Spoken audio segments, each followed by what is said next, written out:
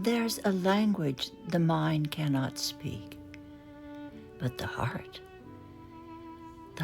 whispers it in every beat. It knows the truth behind the noise, the compass pointing toward what matters most. If you listen closely, you'll hear the secret your soul's been waiting for all along.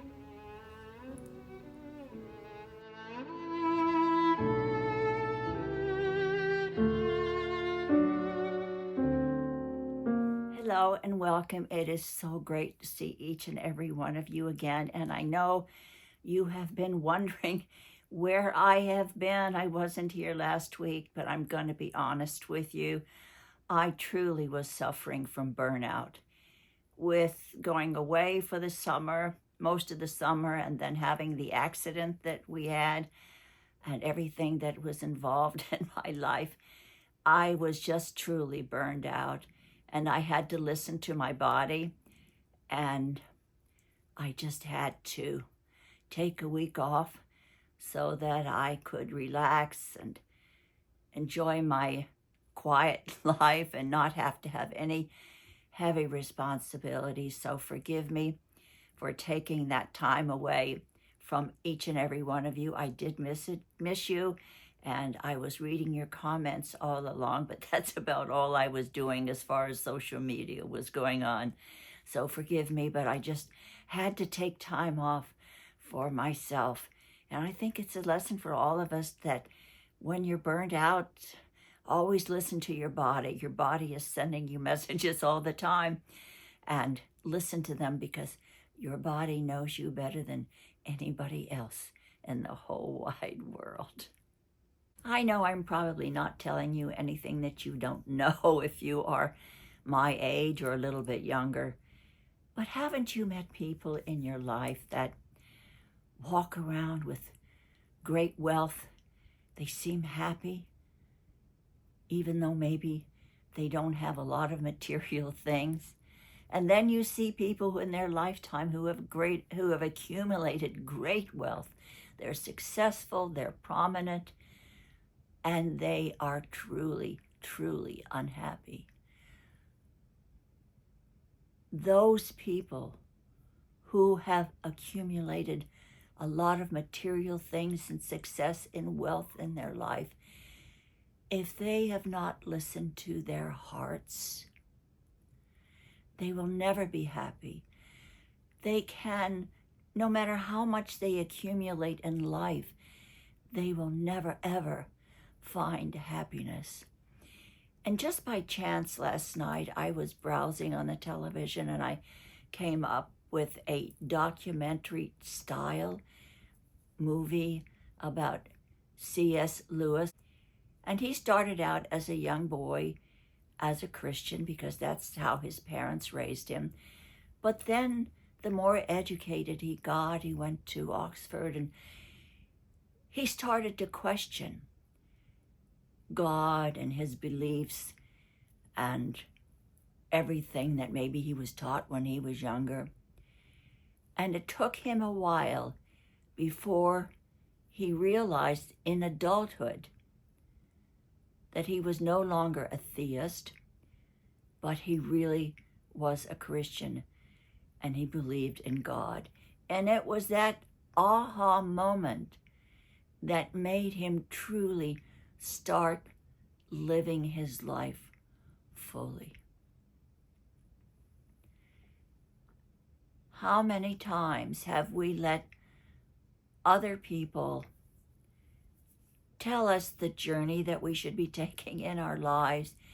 They tell us what they think will make us happy, but we really can't listen to those people. I mean, I've done that in my life and it's always wound up to be a disaster for sure. We have to listen to our own hearts because our hearts will tell us what really we need in our lives to be content and happy and joyful. And I think that word joy is really underestimated.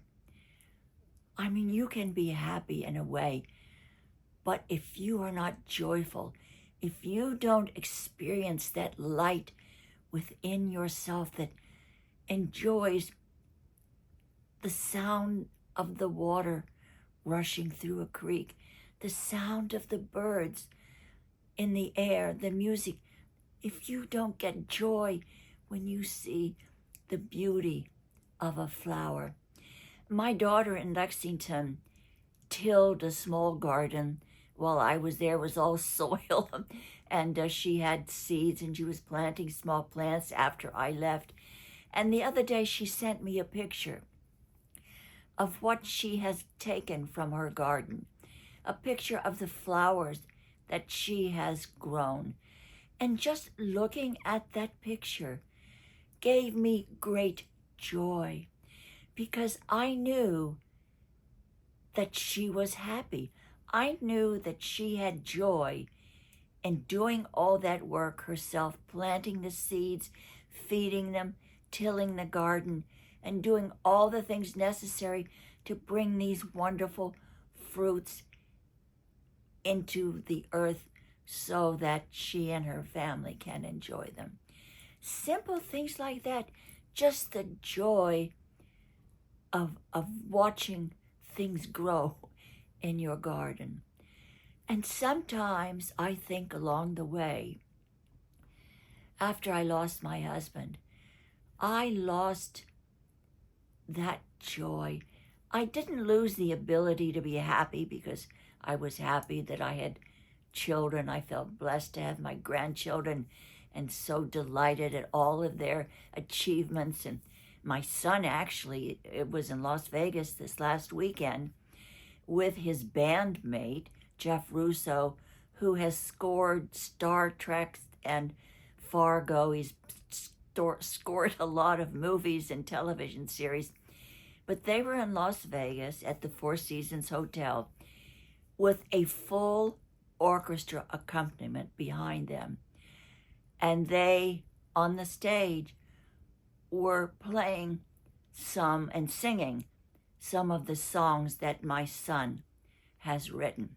And I cried, because how wonderful it is for a young man to sit down with a guitar, have the joy of music, the real joy and happiness of playing music.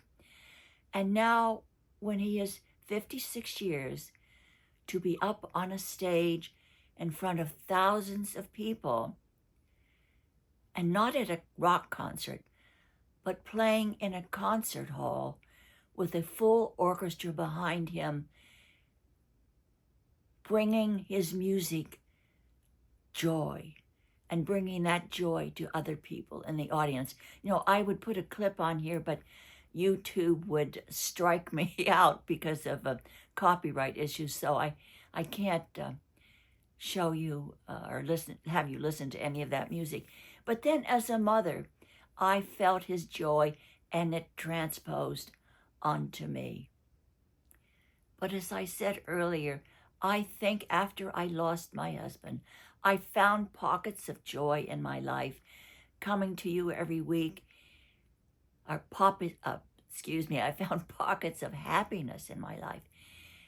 But it took me a while to actually find joy.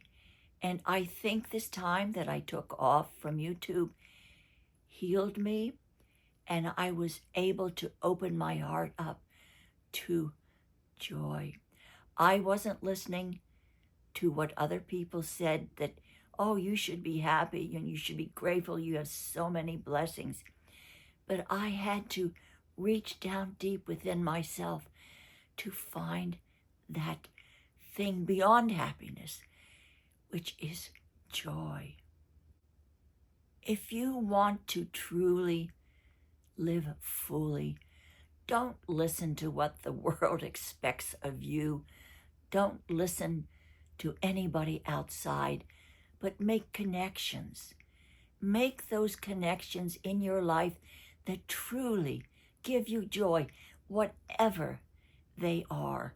And the only one who can decide what they are, the only person, is you.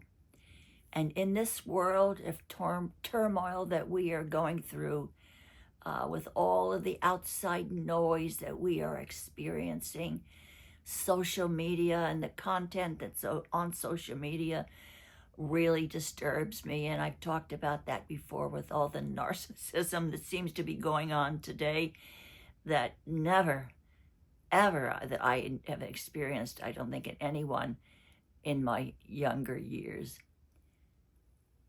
But we have to put ourselves in that pocket that's comforting. And as I've often said, in that bag of marbles that you have around you, the people in your life who actually go beyond happiness, that actually bring you that joy in your life. Chase peace of mind. Chase maybe going out of your sphere, making someone else happy. Because when you see that joy and happiness in someone else, oh, it's like octopus fingers. It reaches out and touches you. It's like a moonbeam that has tentacles, and when you look up at the moon and you feel like it's coming back and it's looking at you and it's shining down on you. And tonight, maybe before you go to bed, you can put your hand on your heart and you can say to yourself, what really matters to me? Follow it, and you'll never be lost. Thank you so much for joining me again today. I sincerely appreciate each and every one of you. And if you want to share your comments down below, if you have found joy, how you found it, and what in your life brings you beyond happiness and gives you joy.